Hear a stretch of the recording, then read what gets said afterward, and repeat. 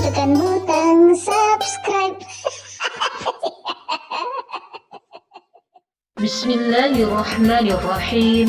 Rabbi syrah li sadri wa yassir li amri wahlul 'uqdatam min lisani yafqahu qawli. Assalamualaikum anak-anak. Apa khabar anak-anak ustazah hari ini? Ustazah mendoakan agar anak-anak dalam keadaan sihat dan bertenaga untuk meneruskan pembelajaran kita pada hari ini. Untuk mata pelajaran fiqh, insya-Allah hari ini kita akan memulakan sesi pembelajaran dengan mempelajari pelajaran pertama, iaitu pengenalan kepada hukum yang telah ditetapkan dalam agama Islam. Dalam agama Islam, terdapat beberapa hukum yang telah ditetapkan untuk setiap perbuatan atau amalan yang dilaksanakan dalam kehidupan seharian. Antara hukum tersebut ialah yang pertama, wajib atau fardu, yang kedua, haram, yang ketiga, sunnah, yang keempat, makruh, yang kelima, harus, yang keenam, sah, dan yang terakhir, batal. Anak-anak, mari kita tumpukan kepada pengertian setiap hukum tersebut beserta contoh-contoh perbuatannya. Wajib atau fardu. Wajib atau fardu bererti sesuatu perkara yang mesti dilakukan atau dikerjakan. Jika dilakukan, seseorang itu akan mendapat ganjaran pahala daripada Allah. Sebaliknya, jika ditinggalkan, maka seseorang itu berdosa. Contohnya, wajib bagi setiap orang Islam untuk menunaikan solat fardu 5 waktu sehari semalam, atau wajib bagi setiap orang Islam untuk berpuasa pada bulan Ramadan. Haram. Berlainan daripada hukum wajib atau fardu, haram ialah sesuatu perkara yang mesti ditinggalkan atau tidak dikerjakan. Jika dilakukan, seseorang itu berdosa.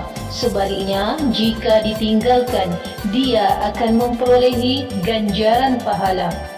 Contohnya ialah seseorang itu haram untuk melakukan perbuatan mencuri atau minum arak. Sunnah. Sunnah artinya ialah sesuatu perkara yang digalakkan untuk dilaksanakan. Jika seseorang itu melaksanakannya, maka dia akan mendapat ganjaran pahala. Tetapi jika dia meninggalkannya, maka dia tidak berdosa. Contohnya, sunnah hukumnya bagi seseorang itu menunaikan solat duha, solat tahajud, solat tarawih, bersedekah, dan lain-lain.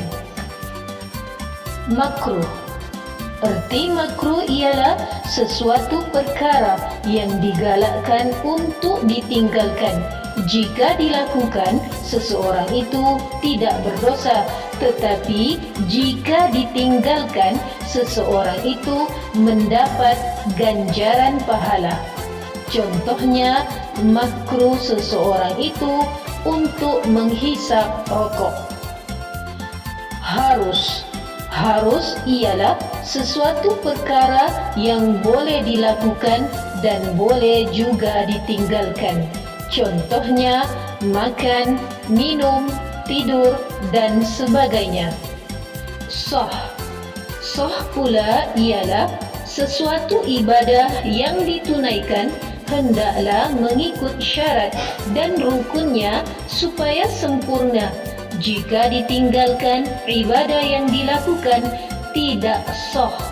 Contohnya, seseorang itu solatnya menjadi sah dengan syarat dia telah berwuduk. Batal.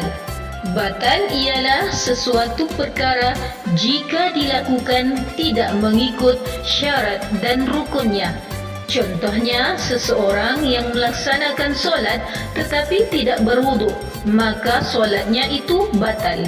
Atau seseorang itu berpuasa tanpa berniat di malam hari, maka puasanya juga batal. Info tambahan: fardu ain dan fardu kifayah. Fardu ain. Fardu ain bererti amalan yang wajib dilaksanakan oleh semua orang Islam. Contohnya, solat fardu, menuntut ilmu, mengaji Al-Quran, taat kepada ibu bapa, bersyukur dan belajar mengenal Allah. Fardu kifayah. Fardu kifayah pula ialah amalan yang jika ada yang melakukannya, maka gugurlah tuntutan ke atas orang Islam yang lain.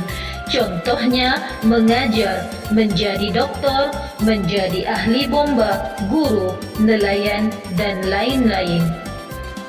Sekian dahulu isi pelajaran kita pada hari ini. Semoga anak-anak dapat memahaminya dengan baik serta memanfaatkannya dalam kehidupan seharian. Di akhir video ini, anak-anak boleh menguji kefahaman masing-masing menjawab soalan berkaitan isi video. InsyaAllah kita akan bertemu lagi pada sesi pembelajaran yang akan datang. Wabillahi taufiq wal hidayah. Assalamualaikum warahmatullahi wabarakatuh.